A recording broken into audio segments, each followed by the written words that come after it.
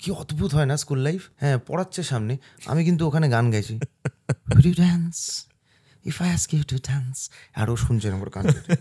আ character so dark, so grey, সেইটা তুমি কিরমভাবে prepare করো? কারণ অফ ক্যামেরা তুমি তার ধারে কাছেও না।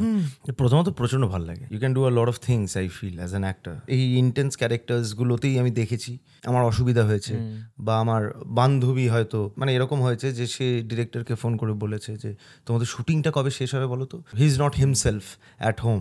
Which was that one character somehow খুব ডিফিকাল্ট ছিল for you to be that character? খুব ডিফিকাল্ট ছিল ফর মি ওয়াজ গুটি মল্লারের মল্লার। মৃগয়া রিলিজ হবে, how do play a Sardar? Abhirup এত টেনশন দিয়ে দিয়েছে আমায় যে এই 4 জন তোকে খুঁজছে, মানে তোকে এত বড় হতে হবে, এই ভিলেনটাকে এত মানে একটা ম্যাগনাম ওপাস বিষয় আসতে হবে, তার মধ্যে ওই 4 জনের মধ্যে একজনের নাম আবার ঋত্বিক চক্রবর্তী, যাকে আমি ছোটোবেলা থেকে মানে মানে আমি মেয়ে হলে বিয়ে করে নিতাম আর কি। হ্যাঁ, তো সেরম একটা মানুষও আছে। ওফ, কি ছবি! তোমায় অসংখ্য ধন্যবাদ এই ছবিটা দেওয়ার জন্য।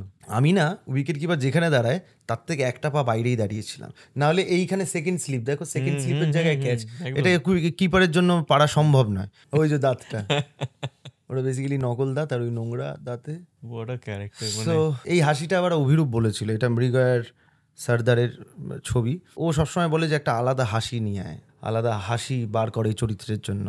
এইটা আমার একদম লাস্ট দিনের শুটিং, অনুপম খেরের সঙ্গে আমার প্রথম দিন শুটিং। এবার উনিও আস্তে কথা বলছেন, আমি আরও আস্তে কথা বলছি, যাতে আমার সংলাপটা ওই অবধি নাই পৌঁছায় আর কি। হ্যাঁ, তুতলে তাতলে হাত, তারপরে একটা সময় অনুপম খের বললো গান্ধী তো মেয়ে প্লে কর রা হুঁ। হ্যাঁ, তখন তারপরে আমি বললাম হ্যাঁ sir, sorry. Hello and welcome to the room of tales podcast. আমি রোহিত সেনগুপ্ত অ্যান্ড আমাদের আজকের guest Sourav Das.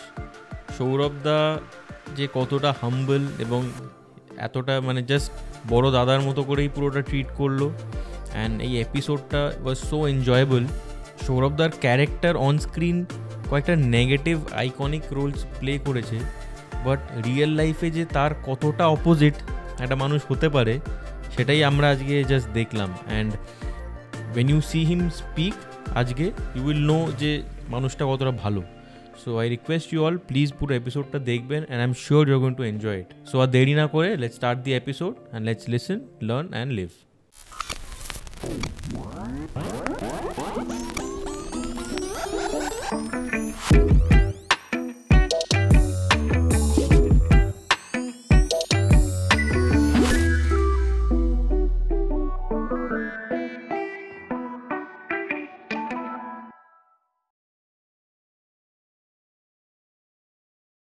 Sourav da, welcome to the room of tales.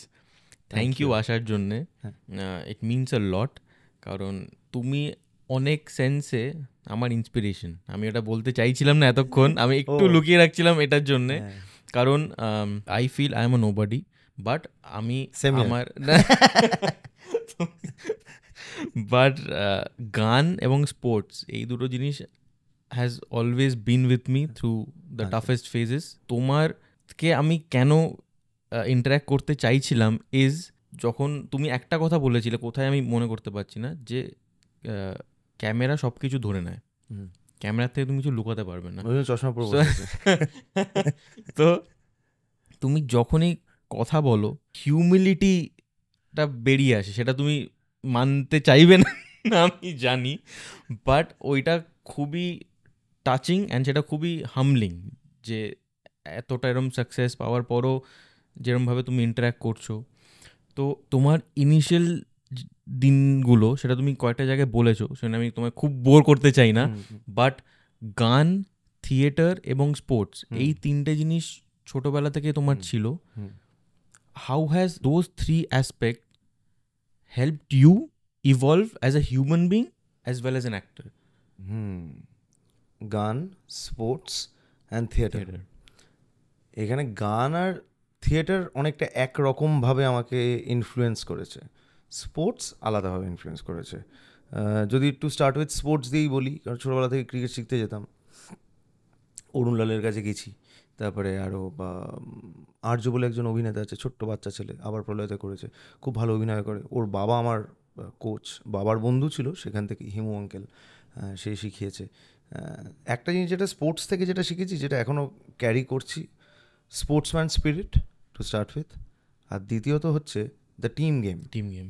আমি খেলতাম মোস্টলি দুটো স্পোর্টই খুব ভালো করে খেলেছি। এই তোমার বাড়িতে বসে আছি, এই যে কলেজের মাঠ, এটা কিন্তু আমার মাঠ, মানে ওই কিন্তু অথরিটি আছে, কারণ আমাদের ওইটাই ছিল। এখন ওখানে অত খেলাও হয় না। আমি যখনই যাই পাশ থেকে দেখি যে এখন আর কেউ খেলে না। 4টে থেকে কখনো আমাকেই দেখা যেত বা আমাদেরকেই দেখা যেত, আমাদের পুরো ছোটোবেলাটা। তো বেসিক্যালি ফুটবল হোক ক্রিকেট হোক, আমার প্রথম 6 এই মাঠেই মারা। আমার প্রথম, আমি গোলকিপার ছিলাম, আমার যতগুলো সেভ আমার এই মাঠেই আর কি, বেসিক্যালি এরম ধরনের।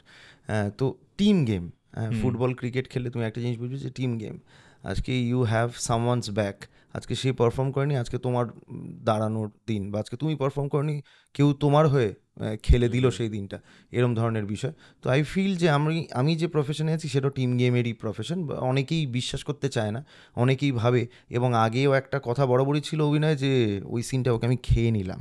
এই খেয়ে নিলামটা আমি খাবার ছাড়া খুব একটা বেশি কিছুতে বিশ্বাসী নই। হ্যাঁ, তো I feel I believe in reacting more than acting যখন আমি অভিনয় করি।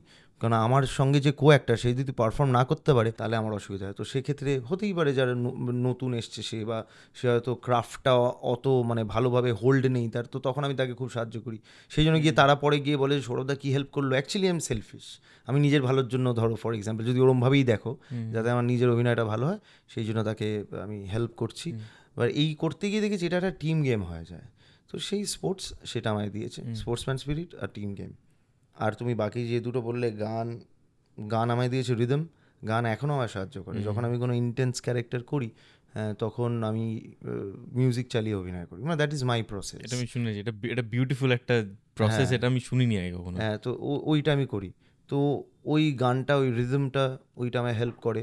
আর প্রত্যেকটা চরিত্রের জন্য I first scout for the theme, the music piece first, যেটার সঙ্গে আমি স্ক্রিপ্ট পড়ছি, যেটার সঙ্গে পুরো একেবারে রিদমটা মিলে যাচ্ছে। তো I scout for the music, তারপরে ওইটা যখন আমি শ্যুট করছি তখন আমি চালাচ্ছি বা হোয়াট এভার, বা আমি ওইটা শুনেই প্রিপেয়ার যখন করছি, ওই মিউজিকটা সবসময় ব্যাকগ্রাউন্ডে চলছে, একটা বিজিএম চলছে। সো মিউজিকটা ওইভাবে আমায় সাহায্য করে, এখনও করছে। আর থিয়েটার যদি বলো, everything else that I am as a person, I believe in the theatre worker than the theatre actor always. যে তোমার সেট লাগিয়ে শো করেছে, অভিনয় করেছে, তারপরে আবার সেট খুলেছে, তারপরে 45 মিনিট 1 ঘন্টা, তারপরে সেইটা ম্যাটাডোরে তুলেছে, তারপরে সেটা রিহার্সাল প্যাডে গিয়ে রেখেছে, তারপরে সে বাড়ি ফিরেছে।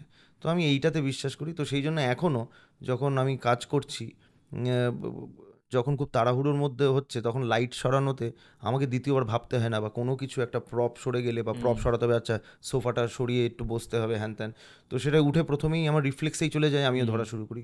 বাকিরা বলে গিয়ে না দাদা এই তো আর্ট সেটিং আছে বা whatever। তো এটা টিম গেম। আমি বলি ওই কোনো কিছু মানে থিয়েটার ওয়ার্কার হয়ে গেলে না, এই যে তুমি শুধু সাউন্ডের ডিপার্টমেন্টে, তুমি শুধু ডিরেক্টোরিয়াল ডিপার্টমেন্টে, তুমি শুধু কস্টিউমের ডিপার্টমেন্টে, ওইটা তোমার মাথায় ঢুকবে না। Theatre has help me in that way. And obviously সবাই বলে যেটা কনফিডেন্স, হ্যাঁ, ওই কনফিডেন্সটা প্রচণ্ড বুস্ট করেছে অ্যাজ আ পারফর্মার। ওইটা আমায় খুব দিয়েছে আর কি থিয়েটার। আমি যখন ক্লাস 4 না 5-এ পড়তাম, তখন মায়ের সাথে আমি যেতাম, রিহার্সেল রুমে যেতাম, চা আনার ডিউটিটা আমি থাকতাম, গিয়ে চা নিয়ে আসতাম। তারপর শোয়ের দিন তো প্রপসে থাকা, কিরম কি হচ্ছে। তারপর ক্লাস 7-এ একটা নাটক আমায় করতে হয়, কারণ একটা বাচ্চার ক্যারেক্টার দরকার ছিল।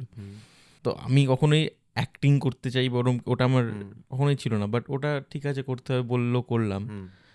ওই একটা এন্টায়ার শো, যে অডিয়েন্স আসার আগে সব সেট আপ হচ্ছে, অডিয়েন্স এলো, পুরো সব অন্ধকার হলো, প্লেটা হলো, তারপর খোলা সেট, খোলা খুলে আবার নিয়ে যাওয়া, I have done it. And আমি জাস্ট একটা নেশা দেখতে পেতাম, যে লোকে অফিস থেকে তাড়াতাড়ি আসছে, ঘেমে নে রিহার্সাল করছে, ওই 2 ঘন্টা রিহার্সালে I could see the facial expression changing. মানে আমি সেটা রিলেট করতে পারতাম না, কারণ আমি ওরমভাবে দেখতাম না। এবং তোমার যেহেতু তুমি অ্যাক্টিং এরকম প্রফেশনাল কোর্স করনি বা ওরমভাবে কিছু করনি, তুমি you have learned it on the job.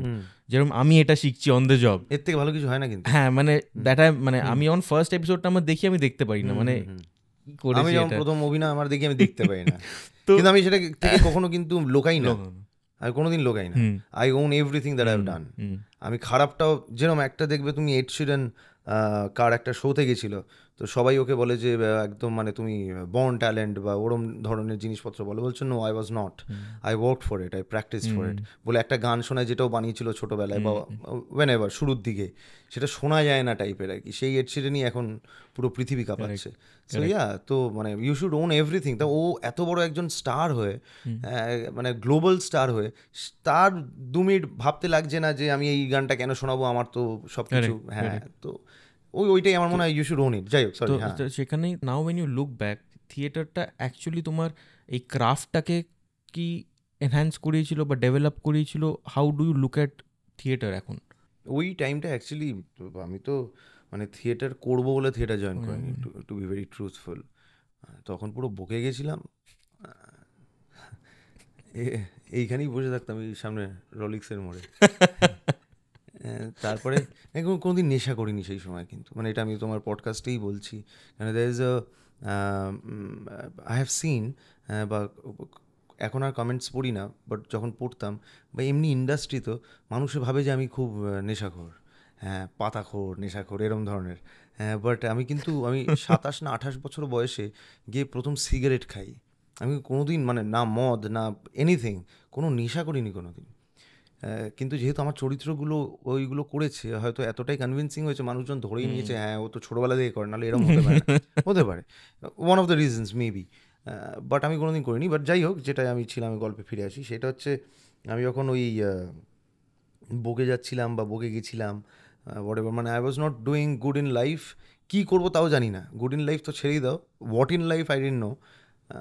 তো তখন কাগজে একটা বেরিয়েছিল, আমি আগে কীভাবে আমি থিয়েটার পৌঁছালাম বলছি। কাগজে অবভিয়াসলি, তার আগে একটা জিনিস যেটা বলে নি, কাগজে আমি ফিরছি। আমার বাবা সুন্দরমের থিয়েটার করতেন বহু বছর। তো এই তুমি যেরকম যেতে, আমিও সেরকমই যেতাম, ছোটোবেলা থেকেই যেতাম। তো আমার এখন মনে হয় কোথাও সাবকনশিয়াস মাইন্ডে, আমার ভেতরে কোথাও ওই জিনিসটা কোথাও একটা দানা বেঁধে ছিল আর কি, যেটা আমি জানতামও না যে আমার মধ্যে আছে। এই ইচ্ছেটা, আমার কোনো দিন অভিনয় করার ইচ্ছা হয়নি, কোনো দিন ইচ্ছা হয়নি অভিনয় করার। মানে আমি সত্যি প্রচণ্ড আমার বোরিং লাগতো বিষয়টা। হ্যাঁ, থিয়েটারে যখন রিহার্সালে বসে তখন খুব বোরিং লাগতো, একই লাইন 10 বার করে বলে, ভাই লাইফে এগো, মানে এরম টাইপের মনে হতো। হ্যাঁ, মানে খুবই আমার মানে খুবই বোকা বোকা লাগতো বিষয়টা, কিন্তু কোথাও দানা বেঁধেছিল। তো নাও আমি ফিরে এলাম, এই কাগজে কি বেরিয়েছে, তো মা দেখতে পেয়েছিল। মা দেখে বললো, বাবা নেভার ওয়ান্টেড মি অলসো, এই ইন্ডাস্ট্রি বলো বা থিয়েটারে বলো। তো মা ভাবছিল কিছু তো করুক ছেলে। তো মা ওইটা দেখে বাবাকে বলে, বাবাকে জোর করে যে ওকে নিয়ে যাও রঙ্গকর্মী আনোয়ার ওখানে। তো ওখানে আমি প্রথম যাই। তারপরে উষা গাঙ্গুলি ছিলেন তখন, এখন উনি আর নেই। তো উষা গাঙ্গুলির সঙ্গে একটা ইন্টারভিউ হয়, অনেকেই গেছিলেন।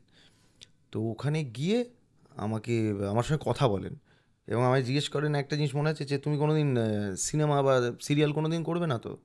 হ্যাঁ, এইটা তখনকার দিনে খুবই একটা প্রিভ্যালেন্ট একটা প্রশ্ন ছিল, সেটা আমি জানি। হ্যাঁ, তো আমি তো তখন বললাম না, জীবনে করবো না, আমি শুধু থিয়েটারটাই করবো, আই লাভ থিয়েটার, ওই হ্যান ত্যান, যেরকম চাকরি পাওয়ার জন্য অনেকেই বলে থাকে। আমি জানি এখান থেকে রেপার্টারি মেম্বার খুঁজছে, 2-3 হাজার টাকা আসার একটা সম্ভাবনা আছে রোজগার করার। তাই হলো, আমি পেয়ে গেলাম 3,000 টাকা। প্রথমে 2,000 টাকা দিত, তারপরে 6 মাস না 1 বছর পর 3,000 টাকা, সেটা আমার কনস্ট্যান্ট ছিল। তো সেইখান থেকে আমি থিয়েটারটায় জয়েন করলাম। এবার থিয়েটার জয়েন করে কাজ করতে ভালো লাগে সবসময়, আমার বাবারও তাই, সবসময় কাজের মধ্যে থাকতে ভালো লাগে। So I started loving theatre in totality. হ্যাঁ, মানে নট অনলি অ্যাক্টিং, ওই হ্যান ত্যান, বা ওই স্টেজের ওই কাঠের পাটাতনগুলো, হ্যাঁ সেটার উপর খালি পায়ে হাঁটতে ভাল লাগছে, কাজ করতে ভাল লাগছে, ওই অ্যাড্রেনালিন রাশটা ভাল লাগছে, দৌড়াতে ভাল লাগছে। হ্যাঁ, আমি প্রথম 3 বছরের মতো শুধু ওই ওয়ার্কার ছিলাম, তারপরে অল্প পার্ট পেতাম আর কি, যেরকম। তো ওই মানে প্রপ ইন প্রপ আউট, সেটা একটা লিস্ট করা, সে আস্তে আস্তে ওইটার হেড হয়ে গেলাম আমি। সো আমি ধরে নাও ফর এক্সাম্পল কাশিনামা, হ্যাঁ চণ্ডালিকা, ভোর, হ্যাঁ, তো এই প্রোডাকশনগুলোর আমি মানে তোমার প্রপসের হেড ছিলাম আর কি। তো কোথায় ইন হবে, কোথায় আউট হবে, মানে এই জিনিসগুলো আমি প্রচণ্ড ভালোবাসতে শুরু করলাম। মানে আমার পার্ট থাকলে মনে হতো কেন আমায় অভিনয় করতে দিচ্ছে, আমার এইটাও করতে ভালো লাগে। সো এই জিনিসটা আমাকে এখন আমি যখন ফিরে তাকাই যে এই জিনিসটা অ্যাকচুয়ালি আমি তৈরি করেছি। হ্যাঁ, যে ওই এমন অনেক সিচুয়েশন হয়েছে যেখানে সেট ভেঙে গেছে বা প্রপ ঢোকেনি, সেটা কীভাবে ম্যানেজ করে, বা প্রপের সঙ্গে আমি ঢুকে বসে আছি স্টেজে, সেই লাইটস অন হয়ে গেছে, আমি সরতে পারছি না, আমি পেছনে লুকিয়ে বসে আছি। হ্যাঁ, এবং আমি নিজেকে টার্গেট দিচ্ছি এই 3.5 মিনিটের সিনে তুই যদি এরকম ক্র্যাম্পটাপ হয়ে বসে থাকিস, আমার কিন্তু ক্র্যাম্প ধরে গেছে অলরেডি, হ্যাঁ, ক্র্যাম্প হয়ে বসে থাকতে পারিস, তাহলে তুই লাইফে খুব বড় কিছু করবি। নিজেকে নিজে চ্যালেঞ্জ দিচ্ছি, হ্যাঁ, যাতে আমি ওখান থেকে পড়ে না যাই, বা আমি হঠাৎ করে আমি এখানে আছি টাইপের বলে না উঠি টাইপের। তো এই জিনিসগুলো তুমি যে বললে যে তুমি ফিরে দেখাটা থিয়েটারে ফিরে দেখা, আমার এই জিনিসগুলোই মনে পড়ে। এবং অভিনয় পারি সেটাও থিয়েটার থেকেই আমি বুঝেছি, যখন ওই চণ্ডালিকায় আনন্দর পার্টটা করার জন্য বাইরে থেকে অ্যাক্টার আসতো, মেন পার্ট ওটা তুর্নাদি করতো, করতো, আনন্দর চরিত্রটা কী করতো তার নামটা মনে নেই, আর উষা গাঙ্গুলি করতেন। তো যখন ওই বাইরে থেকে যেহেতু আসছেন, ওনাকে পাওয়া যাচ্ছে না অনেক সময় রিহার্সালের জন্য, তো আনন্দর পার্টটা রিহার্সালে আমি করতাম। এবার তারপরে উনি মানুষটি এসছেন, অভিনেতা এসছেন, তো উষা গাঙ্গুলি একদিন বললেন আমাকে যে সৌরভ তুম জैसे करते हो ना আনন্দ, वैसे ही तुम इसको बोल दो कैसे करना है। আলাম আচ্ছা ঠিক আছে। তো ওনাকে আমি সাইডে নিয়ে গেলাম, আচ্ছা আমি লাইন্সগুলো একবার পড়ি, বলে যখন করছি তখন হলো 1 সেকেন্ড সালা, আমি যেরকম করছি ওরম কেন করতে বললো, ওনাকে লাইন শুধু দিয়ে দিতে বললো না কেন, তার মানে কি আমি ভালো করছি? এইটা প্রথম আমার একটা আসে। গানের ক্ষেত্রেও এরকমই হয়েছিল, ক্লাস 8-এ যখন আমি পেছনে বসে এনরিকের গান শুনছি বা করছি, তো ওই বন্ধুটি আর নেই, মারা গেছেন, সৌরভ কান্তি দে, ও হচ্ছে মানে সবার থেকে ফোক করছিল আর কি, 2বার ফেল করে আমার পাশে এসে বসেছে, এরম টাইপের একটা কেস। কিন্তু অদ্ভুতভাবে ওই আমায় জানিয়ে গেছে যে তুই কিন্তু গানটা গাইতে পারিস, কারণ ওই এনরিকের ক্যাসেট 42 টাকায় তখন পাওয়া যেত, 42 টাকায় কিনে ও দেখতাম আমায় দিয়ে দিত, বাড়িতে নিয়ে যা, গিয়ে মুখস্থ করবি, এসে এখানে শোনাবি। আলাম আচ্ছা। এবার আমি শোনাতাম ওকে গিয়ে, ওই হিরো টিরো হ্যান ত্যান এইসব, আর লাস্ট বেঞ্চে বসে হালকা হালকা করে শোনাতাম, আর শুনতো। কি অদ্ভুত হয় না স্কুল লাইফ, কি অদ্ভুত হয়। হ্যাঁ, পড়াচ্ছে সামনে, আমি কিন্তু ওখানে গান গাইছি, dance if I ask you to dance, আর ও শুনছে আমার গান। কী আনন্দ পেত, ইন্দ্রিক গান গাইয়ে সেই গান আমার কাছ থেকে শুনতো। তারপরে আবার আমি শালা একই কেস, বুঝতে পারলাম এই আমায় গান গাইতে বলছে কেন, তার মানে আমি ভালো গান গাইতে পারি, এরম টাইপের কেস আর কি। তো থিয়েটারও তাই হয়েছে। তো সেখানে কিন্তু প্রথম জানা যে এই তাহলে আমি পারি আর কি, একটু হলেও কিছু তো পারি আর কি, কিন্তু সেটা আমি আজও জানি না আমি কী পারি। আমি তোমায় বলছি, কারণ আমি কোনোদিন শিখিনি, তো কোনো থিওরি জানি না। তো তো আমার মনে হয় খুব ভালো লাগবে বা খুব খারাপ লাগবে, এছাড়া মাঝামাঝি কিছু থাকবে না। সেটাই তোমার বেস্ট পার্ট, যেটা কি তুমি জানো, মানে এই যে তুমি জানো না তোমার কোনটা, এটাই তোমার। এটা কিন্তু একদম আমি কিন্তু হিউমিলিটি, এখন একটা নতুন একটা কিন্তু আর্টও বেরিয়েছে, acting, very of camera acting, একটা হ্যাঁ হিউমিলিটির একটা অ্যাক্টিং বেরিয়েছে, যারা আদতে তাই নয়। এই কেমন কেমন আছো কতদিন পর, মানে এরকম। কিন্তু বেসিক্যালি যারা নয় তারা নয়, তারা ওরকমই সারা জীবনই থাকবে। সো হ্যাঁ, মানে এরকমই আর কি বিষয়টা। তুমি যে সিন রেডি করো একটা গানের সাথে, সেটা আমি যখন ফার্স্ট টাইম ওটা শুনলাম, একটা ইন্টারভিউতে বলেছিলে, বলতে পডকাস্টে বলেছিলে, আমার কি ফ্যাসিনেটিং লাগলো আমি তোমায় বলে বোঝাতে পারবো না। মানে গানটা আমার প্রচণ্ড টেনশন হয় এই ফিলহাল, এখন তো এই হোস্টিংয়ের আগের টাইমটায়, নাহলে স্পোর্টসে চিরকাল আমি ফুটবলটা খেলি প্রিডমিনেন্টলি, তো এমনি খেলতে যাচ্ছি, ঠিক আছে, কোনো টেনশন নেই, আই এম দ্য বেস্ট, একদম খারাপ খেলি বাজে খেলি আই এম দ্য বেস্ট। ম্যাচের আগে তো আমার মানে ঘুম হচ্ছে না, হচ্ছে না, তো এটা তো ভালো, এটাই থাকা উচিত, জানি না আমি, আমারও তাই হয়। তো সেক্ষেত্রে হ্যাঁ, তো সেইখান থেকে তোমার এবার একটু টেকনিক্যাল প্রশ্ন করছি, সেটা মানে আমি জানতে চাই বলে, উইচ ইজ তুমি অনেক রকমের রোল করেছো, নেগেটিভ আছে, কমিক আছে, নর্মাল স্ট্যান্ডার্ড রোলসও করেছো। সো তোমার প্রসেসটা আমি একটুখানি জানতে চাইছি, এত রকম শেডের ক্যারেক্টার, প্রসেসটা কি এক হতে পারে সেটাই আমি জানি না, না হলে তুমি কীরকমভাবে নিজেকে প্রিপেয়ার করো? সত্যি কথা বলবো, আমি বেশি প্রিপেয়ার করি না, একদমই প্রিপেয়ার করি না। I feel as a performer I am very instinctive. ওই যেরকম বললাম না, রিয়্যাক্ট যদি তুমি করতেই চাও অ্যাজ আ পারফর্মার, তো তুমি তো জানো না অপরজন কী করবে, তো তুমি আই বিলিভ ইন রিয়্যাক্টিং। তো সেক্ষেত্রে আমি বেশি প্রিপেয়ার করি না, অবভিয়াসলি একবার পুরোটা পড়ি, এবং মানে ইন্টেন্স ক্যারেক্টারে আই ইউজ দ্য মিউজিক বা ইমোশনাল, প্রচণ্ড ইমোশনাল একটা টার্ময়েলের মধ্যে দিয়ে চরিত্র যখন যায় তখন একটা মিউজিক ইউজ করি। কমেডির জন্য দরকার হয় না, আর তোমার এমনি স্ট্যান্ডার্ড রোলসের জন্য দরকার হয় না।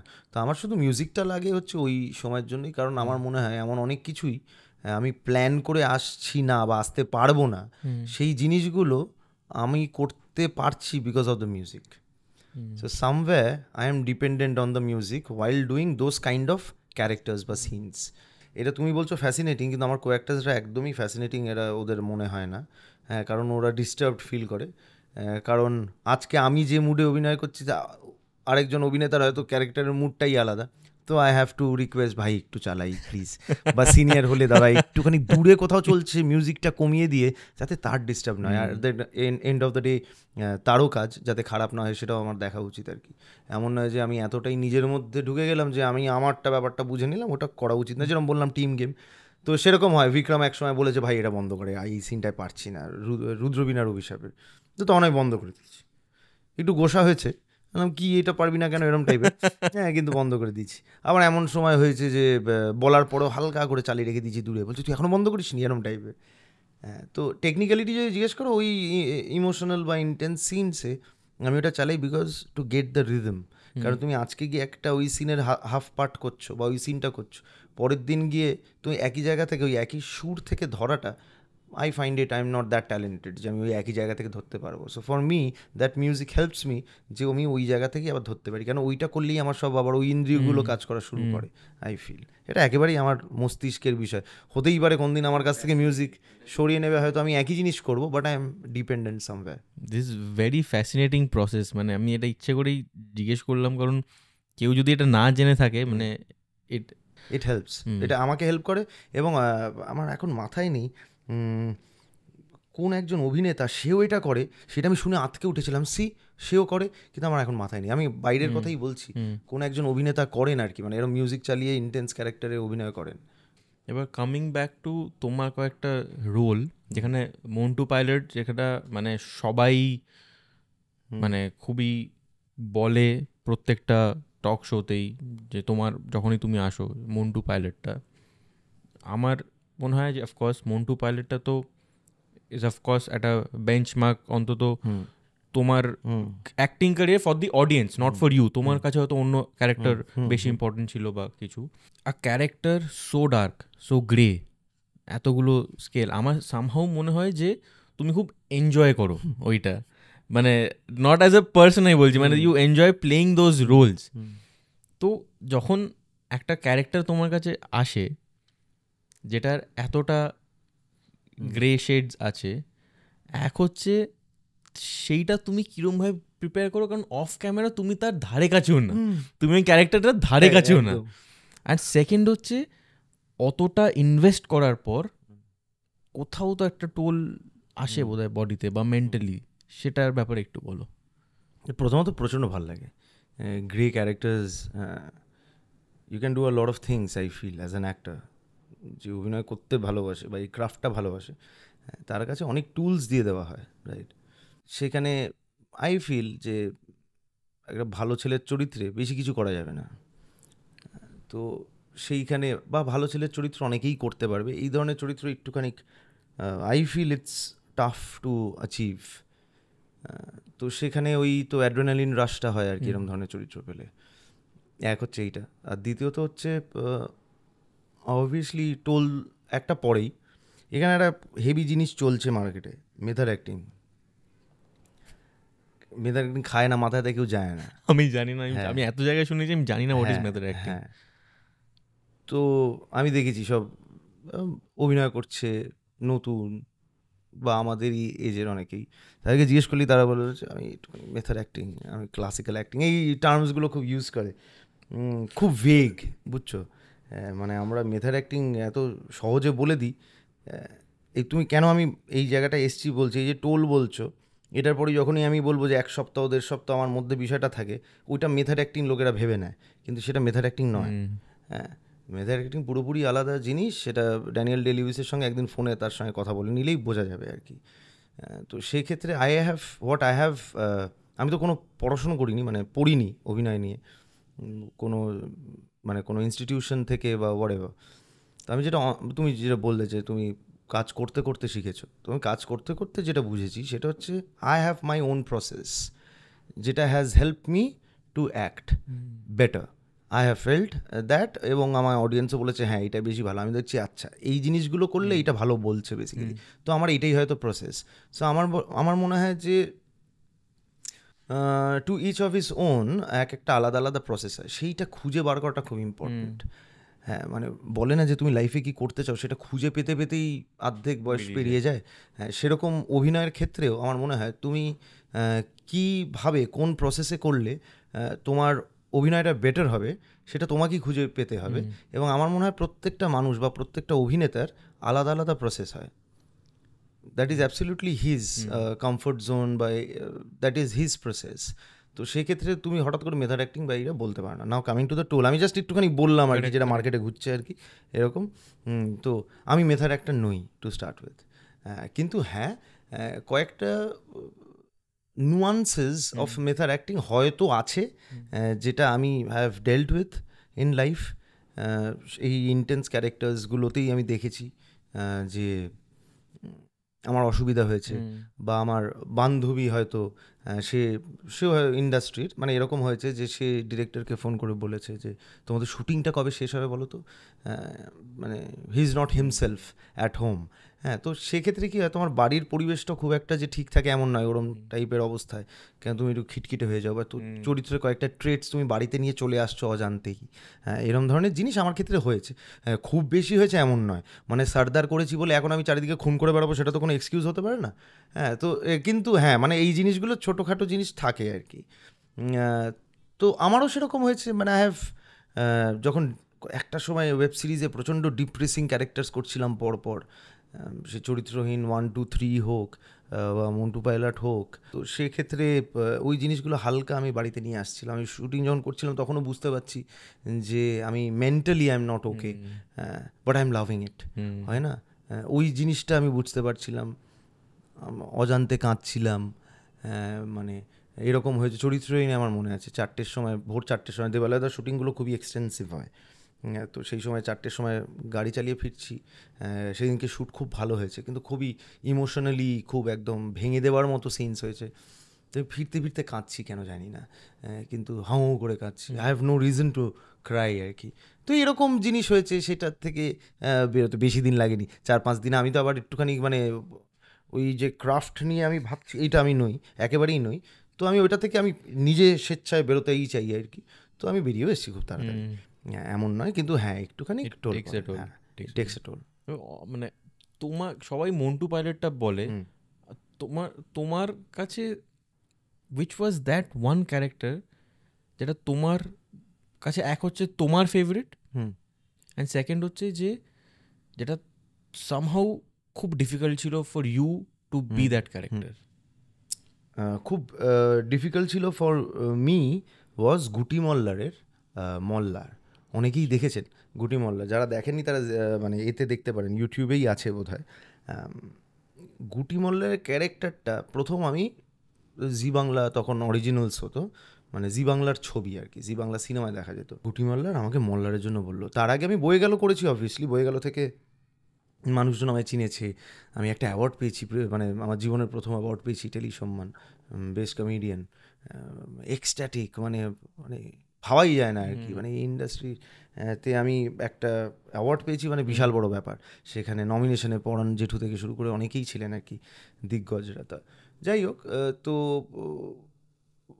গুটি মল্লারের আই ফিল মল্লারটা, আমার মনে আছে বিবেকানন্দ পার্কের পাশে ফিলার্স বলে একটা ছোট্ট একটা জায়গা আছে, যারা খেলে ধুলে তারা জানে।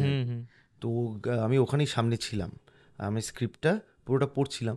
তো আমি পড়তে পড়তে ভাবছিলাম ওয়াই নট ক্রিয়েট, এই প্রথমবার লাইফে আমি কিছু একটা ক্রিয়েট করার চেষ্টা করছিলাম, যে why not create a character who is not normal.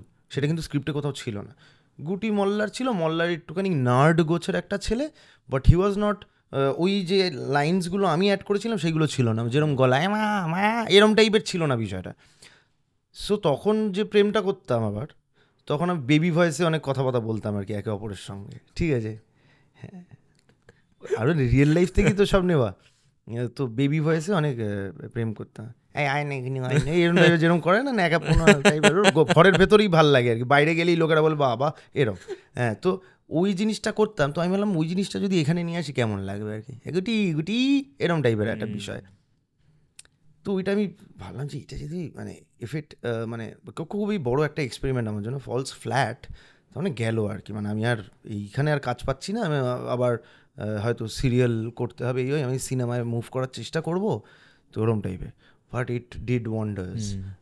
গুটি মোল্লার সবার প্রিয় হয়ে উঠলো। এমনকি আমি দেখেছি সিকিউরিটি গার্ডের ছোট্ট ফোন, তার মধ্যে ছোট্ট স্ক্রিন, তার মধ্যে গুটি মোল্লারটা ওই তখন চিপ দিয়ে বোধহয় ঢোকানো যেত বা হ্যান ত্যান নেওয়া যেত। তো সেও বলছে এই দেখ আমি গুটি মোল্লা দেখছি, এইটুকু আমি, হ্যাঁ এইটুকু, বাকি ক্যারেক্টার্স।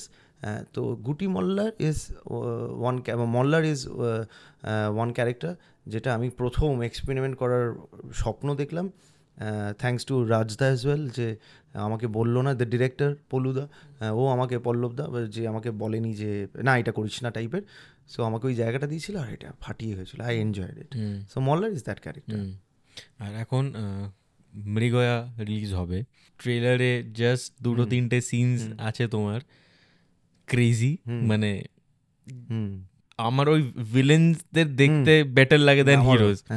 তো আমার মনে হয় সর্দার মানে মন্টুর, এখন তোমার কেউ সবাই মন্টুর আর বলবে না, it will be Montu and Sardar বা জাস্ট সর্দার।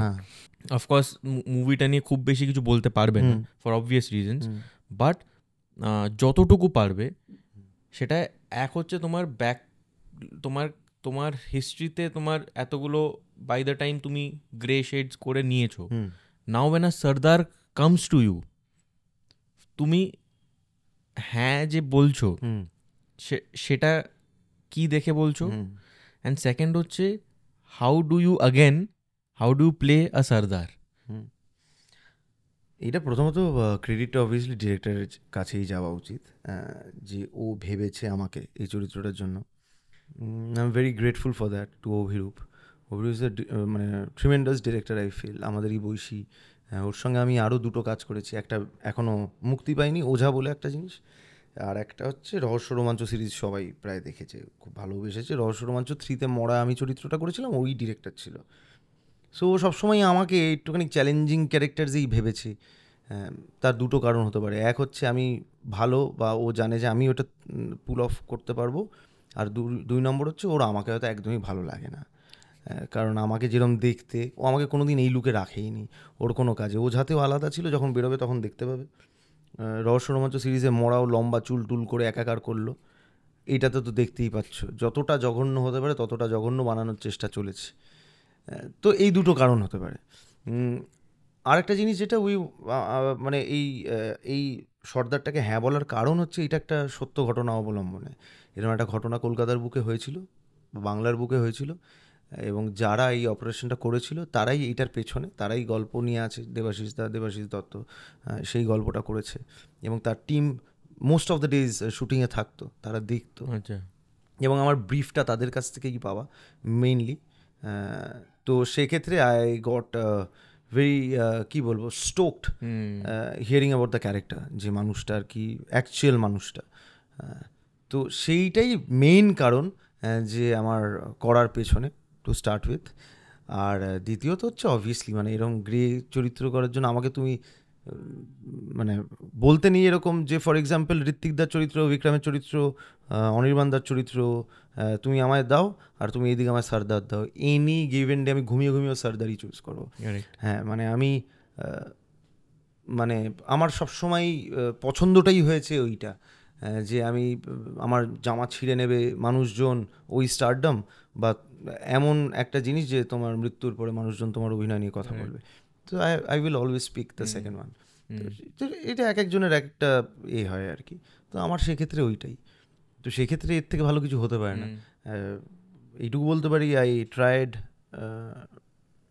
মানে আমি চেষ্টা করেছি এটা খুব ভালোভাবে ফুটিয়ে তোলানোর, বাকিটা এখন তো মানুষ বলবে দেখার।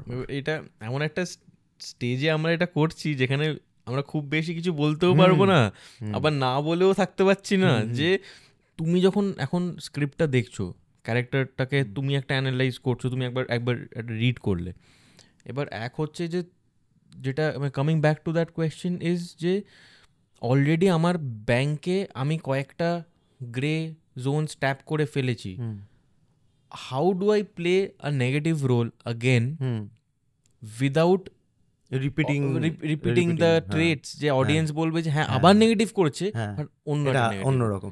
এইটা তো আমার সবসময় মনে হয়। তুমি দেখো না, তুমি যেভাবে হাসবে, হ্যাঁ ও যেভাবে আসবে, ও যেভাবে আসবে, ও যেভাবে হাসবে, সেই হাসিগুলো তো আলাদাই। সো তুমি যদি মানে ওরমভাবে দেখো তাহলে তুমি পারবে করতে। আর না হলে তুমি যদি তোমার স্টকে কয়েকটা এক্সপ্রেশনস থাকেই আর কি, আমি হাসবোই এরমভাবে, বা আমি যদি ভিলেন করি আমি এরমভাবেই তাকাবো, আমি এরম করে তাকাবো, এই মানে ছোট ছোট জিনিসগুলো, তাহলে তোমার ওই একই জিনিস হবে। তো for that I feel the main thing is এই সর্দারের জন্য আমাকে ওর ব্যাক স্টোরি পুরো একটা সাজাতে হয়েছে, সে কী করে, কীভাবে কী করে, কেন কী করে। তো আমি একটা ছোট্ট ট্রেড বলছি তোমায়, সেটা সিনেমা দেখলে বুঝতে পারবে, সেটা ট্রেলার টিজার কোথাও নেই। সেখানে একটা জিনিস আমি করি, মানে একটুখানি, যেহেতু আমার একটা ক্যানাইন টিথ আছে, ওটা ব্রেস দিয়ে লাগানো হয়েছিল, একটা দাঁত একটা এক্সট্রা, তো সেটার জন্য আমার থ্রু আউট দ্য মুভি আমি একটা নুয়ান্স আছে আমার এরম করে আর কি। তো সেটা কীভাবে এসেছিলো, সেটা এসেছিলো হচ্ছে ওই ব্রেসটা পরে নেওয়ার পর, আর তোমার আমার দাঁতে না টুথ এনামেল দিয়ে রং করতো, মানে কালার করতো, নোংরা করতো বেসিক্যালি। হ্যাঁ, তো ওইটা করতো, আর আমি পানও চেবাতে হতো, ঠিক আছে, ওই লাল টাল করার জন্য, তারপর পানটা ফেলে দিতাম। তো ওই যে টুথ এনামেলটা যাতে আমার পেটে না চলে যায়, সেই জন্য আমি যখন মেকআপ রুমে বসে আছি, বা যখন এমনি আর কি, I am not acting in front of the camera, তখন আমার এমনি একটা হয়ে গেছিলো যে যাতে আমার থুতুটা চলে আসছে, সেটা যাতে এই দাঁত অবধি না পৌঁছায় করে আমি গিলে নিতাম আর কি বেসিক্যালি, যাতে আমার এই রঙগুলো যত কম আমার পেটে যায় টাইপের আর কি। কেন ওইটা নিয়ে 14 ঘন্টা থাকতে হচ্ছে, বারবার ওইটাকে আবার রিডু করছে, রিটাচ করছে। তো সেটা করতে করতে আমার করি না, একটুখানি over the top, but the character is over the top. তো আমি অভিরূপকে গিয়ে বললাম যে দেখ তো এটা কেমন লাগছে, এটা বাজে লাগছে আর কি, মানে খুবই অদ্ভুত লাগছে। কিন্তু তুমি যদি একই জিনিস, একই বাজে জিনিস বারবার করো, যেরকম মিথ্যে যদি তুমি বারবার বলো সেটা সত্যি হয়ে যায়, সেরকম বাজে জিনিসটা যদি তুমি বারবার করতে থাকো তাহলে সেটাও ভালো লাগতে শুরু করে। তো সেটাই হয়েছে, আই ফিল সেটা থ্রু আউট দ্য ফিল্ম ওটা করেছি। তো এরমভাবে এক একটা নুয়ান্স নিয়ে নিয়ে নিয়ে নিয়ে আই ফিল এই চরিত্রটা দাঁড়িয়েছে আর কি। সেটা তোমার ওই অন দ্য জব অনলি, মানে চরিত্রটা ভেবে গিয়ে না, আমি জানি কিছু অদ্ভুত, যেরকম বলেছিল একটা, আমি এই মুখটাই যেন আগে দেখিনি এরম ধরনের, তো সেরম টাইপের একটা এক্সপ্রেশন ছিল থ্রু আউট, সেটা ধরে রাখাটা খুব টাফ ছিল। এবং তার উপর অনেক তোমার একটুখানি অসুবিধার ছিল, কারণ যে উইকটা পরিয়েছিল ইট ওয়াজ ভেরি হেভি, এবং সেটা তোমার চুলের সামনে স্ট্র্যান্ডসগুলো দিয়ে পুরো বোনা হচ্ছিল এভরিডে, আবার খোলার সময় আবার ওই বোনাটাকে হালকা হালকা করে ছাড়ানো, টাইট করে এখানে ফোড়া টোড়া হয়ে গিয়ে একাকার অবস্থা আর কি। ইট ওয়াজ ভেরি পেইনফুল, মানে ফিজিক্যালি। তো সেক্ষেত্রে ওই জিনিসগুলো ছিল, বাট আই ওয়াজ লাভিং ইট। কেন ওই যত কষ্ট হচ্ছে তত আমার ভালো লাগছে আর কি বিষয়টা। তো এই জিনিসগুলো তো সেখানে আমার অবভিয়াসলি ওইখানেই আলাদা হতে শুরু করলো, লুক থেকে শুরু করে, হ্যাঁ, যে আমি এই জিনিসগুলো, নুয়ান্সেসগুলো আমি কোনো দিন এর আগে এই টাইপের নুয়ান্সেস ইউজ করিনি, বা যেভাবে কথা বলছি, বা যেভাবে হাঁটছি, বা যেভাবে থাকছি, সেই জিনিসগুলো আস্তে আস্তে আলাদা করে দিল চরিত্রটাকে। তুমি এতগুলো জিনিস বললে, সব কটাই তোমার স্পন্টেনিয়াসলি তোমার মাথায় আসছে, মানে which is an excellent sign, যে মানে কোনো অ্যাক্টিং শেখা নয়, কোনো কিছু দেখা নয়, জাস্ট তোমার input towards that character. And সেটা আমার মনে হয় যে তুমি পুরোপুরি ইনভেস্ট হও বলেই তাহলেই হবে, যে কোনো কাজেই আই ফিল তুমি যদি পুরোটা ইনভেস্ট হও, আমার মনে হয় সব কাজেই you have to be cerebral, you have to be a cerebral actor. তো যত তোমার এইটা ভালো চলবে তত ভালো তুমি পারফর্ম করবেই না এনি ফিল্ড, আই ফিল। সেটা ক্রিকেট থেকে শুরু করে সব জায়গায়। তো এই বলটা এখানে থাকলে অনেক ধরনের শট মারা যায়, তো ওই স্প্লিট সেকেন্ডে তোমায় ডিসাইড করতে হচ্ছে যে তুমি কোন শটটা মারবে। সে তত বড় অ্যাক্টর যে সবার থেকে বেস্ট শটটা মারছে ওই স্প্লিট সেকেন্ডে, as simple as that. Before release তুমি খুব নার্ভাস থাকো? রিলিজের আগে না, চরিত্রটা করার আগে নার্ভাস থাকি। রিলিজের সময় হাত থেকে বেরিয়ে গেছে বিষয়টা, তখন আর নার্ভাস হয়ে লাভ নেই, তখন যেটা হওয়ার সেটাই হবে। তবে যখন আমি একটা জিনিস তৈরি করছি তার আগে আমার একটু নার্ভাস কেন, আমার বেশ ভালোই টেনশন হয় যে কী করবো, পারছি কি আদেও। এই সর্দারের জন্য তাই হয়েছে। অভিরূপ এত টেনশন দিয়ে দিয়েছে আমায় যে এই 4 জন তোকে খুঁজছে, মানে তোকে এত বড় হতে হবে, এই ভিলেনটাকে এত মানে একটা ম্যাগনাম ওপাস বিষয় আসতে হবে, তার মধ্যে ওই 4 জনের মধ্যে একজনের নাম আবার ঋত্বিক চক্রবর্তী, যাকে আমি ছোটোবেলা থেকে মানে আমি মেয়ে হলে বিয়ে করে নিতাম আর কি। হ্যাঁ, তো সেরম একটা মানুষও আছে, সে একাই আমার অপোজিটে থাকলে আমার থরহরিকম্প হয়ে যাবে। তো সেখানে আরও 3 জন আর কি। তো সেক্ষেত্রে ওইটা আমার টেনশনটা ঢুকিয়ে দিয়েছিল। তো তখন না আমার মাথায় আমি আনতে দিইনি যে কে ঋত্বিক চক্রবর্তী, কে অনির্বাণ দা, কে বিক্রম। মানে আমি ওইগুলো মাথায় যাতে আমার ওই এক্সট্রা ব্যাগেজটা না তৈরি হয়ে যায় যে I am acting with my favourite actor Ritwick Chakraborty over here. তো ওই জিনিসগুলো সাইডে রেখে just be true to yourself, true to the character. ওরম জায়গা থেকে যেটুকু আমি পারি, নিশ্চয়ই নিয়েছি, একটু পারি বলে ওই একটুটা তুমি দিয়ে দাও, একটুর কম যেন একটু কমও না হয় আর কি, সেটা থাকে। তো সেই নার্ভাসনেস থাকে আর কি, যে প্রথম দিকে গিয়েই শর্ট দিয়েই ঝাঁপিয়ে পড়ি, ডিরেক্টরের উপর কেমন হলো, কেমন লাগছে। আর Abhirup is very bad in expressing, সেটা আরও টেনশন বাড়িয়ে দেয় তোমার। হ্যাঁ ঠিক আছে, এইটা করলেই না হচ্ছে, আরে বল, মানে আমি চাইবো কি যে ডিরেক্টর বললো ভাই কি করলি, ব্যাস, তাহলেই আমি কনফিডেন্ট জোনে যাবো। এমন নয় যে আমি উড়ে গেলাম, তখন আমার মনে হবে উফ বাবা director, your first audience is your director, as simple as that. হ্যাঁ, তুই মানে শর্ট দিয়েই আমি ডিরেক্টরের দিকে থাকি যে তার ভালো লেগে, কেন তার বাচ্চা এটা, হ্যাঁ, তার যদি ভালো লেগে থাকে তার মানে তুমি জানো যে হ্যাঁ তুমি কাজটা ঠিক করছো, বাকিটা তো ছেড়ে দাও।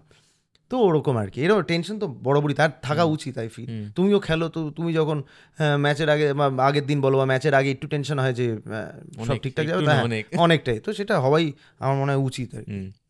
আমি একটা সেগমেন্ট লাস্টের দিকটায় করি, যেখানে আমার গেস্টকে না দেখিয়েই আমি কয়েকটা 5-6টা ছবি, ইনস্টাগ্রাম হোক ফেসবুক হোক, ওখান থেকে আমি নিই, যেটা আমার মনে হয় ওই ছবিটার সাথে একটা কোনো মেমোরি অ্যাটাচ থাকবে বা কোনো এক্সপিরিয়েন্স অ্যাটাচ থাকবে। তো এই পিকচার জোনটা তোমারও আমি কয়েকটা ছবি নিয়েছি, তো সেটা 1 by 1 আমরা যাবো, then we can deep dive into the picture. So first ছবিটা, ওফ কি ছবি, ইনক্রেডিবল ছবি, তোমায় অসংখ্য ধন্যবাদ এই ছবিটা দেওয়ার জন্য। What a catch! দেখেছো কোন ক্যামেরায় আছি আমি, দেখেছো? আগে একটু অ্যাডমায়ার করে নি নিজেকে, আমি কিন্তু নিজের ফ্যান আর কি কয়েক সময়, আরে কি করলাম মাইরি এরম টাইপের। আর আমার মনে হয় তুমি নিজের ক্রিটিক হও এবং তুমি নিজের ফ্যান হও, হ্যাঁ ওইটা আমার মনেই হয়। তো সেক্ষেত্রে হ্যাঁ ইনক্রেডিবল, বাব্বল রায়কে আউট করেছিলাম আমরা, ক্যাচটা আমি ধরেছিলাম, it was a very important wicket. So you want to know behind ওই anything related to the match, the cricket, everything, মানে যেটা নিয়ে তোমার বলার। CCL, this is semifinal of CCL, এই ম্যাচটা আমরা হারি কিন্তু লাস্ট ইয়ার। সো কিন্তু আমরা রান কম করেছিলাম এবং this was the first wicket. প্রথম ব্রেকটা খুব দরকার ছিল, কেন বাব্বাল ওদের খুবই ভালো বন্ধু এখন, মানে অবভিয়াসলি, বাট খেলার মাঠে সবাই তোমার প্রতিপক্ষ, এবং এই উইকেটটা খুবই ইম্পর্টেন্ট ছিল। এবং আদিত্য যে বল করছে ও রং ফুটের ডেলিভারি করে, ঠিক আছে, ওই আমাদের এর মতো সোহেল তানভীর, রাইট? তো রং ফুটেড করে এবং ওরটা রাইট হ্যান্ডেড ব্যাটসম্যানের জন্য ইনসুইং করে আর লেফট হ্যান্ডেড ব্যাটসম্যানের জন্য আউটসুইং করে। এই বলটার আগেই ওর সুইংটা আমি দেখেছি, এর আমি তোমার পেছনের বিষয়টা বলছি আর কি, কেন মানুষকে জানাতে হবে যে আমার ক্রিকেটিং সেন্সটাও আছে। তো এই বলটার আগের বলটাই ও বিট খায়, বাব্বল রায় বিট খায়, ভালো সুইং করে, ভালো জায়গায় লেন্থে, গুড লেন্থে বল করে, ভালো সুইং খায়, এবং আমি দেখি যে ও একটু বাইরে রাখছে, আদিত্য বলটা একটু বাইরে রাখছে। তো এবার T20 গেমে কী হয়, সবাই একটুখানি ছাড়ার তো ব্যাপার থাকে না, সবাই মারতেই যায়। তো এই ক্যাচটার আগের বলেই যখন এটা বিট খায়, তো তখন আমি ঠিক করি যে ও বাইরেই বল করছে, আমি আদিত্যকে চিৎকার করে বলি একই জায়গায় রাখিস, কারণ একটুখানি ওকে চেস করতে দে, রাইট? আমি না উইকেট কিপার যেখানে দাঁড়ায় তার থেকে একটা পা বাইরেই দাঁড়িয়েছিলাম, নাহলে এইখানে সেকেন্ড স্লিপ, দেখো সেকেন্ড স্লিপের জায়গায় ক্যাচ, এটা কিপারের জন্য পারা সম্ভব নয়। তো আমি কিন্তু দাঁড়িয়েছিলাম হালকা উইকেট কিপার আর ফার্স্ট স্লিপের মাঝামাঝি জায়গায়, তাই আমি যদি ওই এজটা হয় তাহলে আমি ধরতে পারবো, সেইখানেই এজটা হয় পরের বলেই, এবং এই ক্যাচটা দেখো লাড্ডুর মতো যেভাবে ধরেছি আর কি, হ্যাঁ ওইভাবে ক্যাচটা ধরি। ইট ওয়াজ ওয়ান অফ দ্য মানে beautiful catches of this year CCL। তোমার CCL খেলার আগে নার্ভাস লাগে? নার্ভাস লাগবে না, নার্ভাস ওরকম ইন্টারন্যাশনাল স্টেডিয়ামে অত বড় একটা মাঠের মাঝখানে হেঁটে ঢোকাতেই নার্ভাস, পা কাঁপা শুরু করে, এরকম একটা বিষয় আর কি। সো হ্যাঁ এইটা মানে এটা মানুষজন ক্যামেরায় দেখে বা মানে বাড়িতে বসে যারা দেখেন তারা ভাবেন যে অতটা কম্পিটিটিভ হয় না। ওইখানে মাঠে গেলে বুঝতে পারবে এটা কি মানে লিগের কম্পিটিটিভ হয় এবং কি লেভেল অফ ক্রিকেট হয়। আমাদের অ্যামেচার ক্রিকেট আমরা যেটা খেলি তার থেকে অনেক হাই স্ট্যান্ডার্ড এইখানে খেলাটা আর কি, বড় মাঠে উইথ দ্য উইন্ড। হ্যাঁ, অনেক কিছু মানে এখানে ম্যাটার করে আর কি, যেগুলো এই ইন্টারন্যাশনাল স্টেডিয়ামে গেলেই বুঝতে পারবে। মানে একটা ক্যাচ যখন হাওয়ায় যায় তুমি ওইটা তোমার কাছেই আসবে এর কোনো মানে নেই। যেদিকে উইন্ড আছে হালকা করে কাটতে শুরু করে, এই ওই মানে ছোটো ছোটো ইন্ট্রিকেসিসগুলো সেগুলো এখানে গেলে দেখা যায়। মাঠও বড়, 65 মিটার 60 মিটারের বাউন্ডারি। সেটা তুমি মানে আমি বলছি তো, তুমি একজন বাচ্চাকে দিয়ে বল করিয়েও তুমি মেরে ওটা পার করাটা একটু চাপের বিষয়। তো সেরকমই এখানে। তো হ্যাঁ, এটা ইনক্রেডিবল পিকচার। আমার মনে হয় যে তুমি যেহেতু খেলো না এতটা রিলিজিয়াসলি, ওই যতক্ষণ তুমি খেলছো মাথায় আর কিছু কাজ করে না, তো that enhances you as an actor also on screen. মানে ওই যে ফ্রেশনেস একটা চলে আসে, আই ফিল, যার জন্য স্পোর্টসটাও আমি বারবার ঢুকছিলাম। সো নেক্সট ছবিটা দেখি, এই ওই যে দাঁতটা, ওটা বেসিক্যালি নকল দাঁত, আর ওই নোংরা দাঁতে হোয়াট আ ক্যারেক্টার। সো এই হাসিটা আবার অভিরূপ বলেছিল, এটা মৃগয়ার সর্দারের ছবি যেটা 27 তারিখ রিলিজ করছে। এই ও সবসময় বলে যে একটা আলাদা হাসি নিয়ে আয় টাইপের আর কি, একটা আলাদা আলাদা হাসি বার করে এই চরিত্রের জন্য। কি হতে পারে অনেক সময় অনেক টাইপেরই, মানে যেরকম মরাতে একটা অন্য ধরনের ছিল। সেটা অ্যাকচুয়ালি আমি রেফারেন্সটা টেনেইছিলাম, সেটা আমার বলতে কোনো অসুবিধা নেই যেখান থেকে রেফারেন্স টেনেছিলাম। সেটা হচ্ছে ডেনভার বলে একটা চরিত্র ছিল মানি হাইস্টে, ওরম করে হাসতো, ওটা আমার হেভি লেগেছিলো। সো ওইটাকেই আমি একটুখানি টুইক করে ওই হাসিটা হেসেছিলাম মরার। আর এটা নিজের মতো করেই বানিয়েছিলাম এই হাসিটা, যেটা অ্যাকচুয়ালি দেখতে পাবে, যেটা থ্রু আউটই চরিত্রটায় আছে আর কি। আর এইটাই কিন্তু অ্যাকচুয়ালি আমার ফার্স্ট সিন শ্যুট করেছি সিনেমায়। তো আমি পুরো একদম ব্যাপারটাকে কি বলে ওটাকে, এই চরিত্রটাকে এক্সপ্লোর করতে করতে যাচ্ছিলাম at this point of time.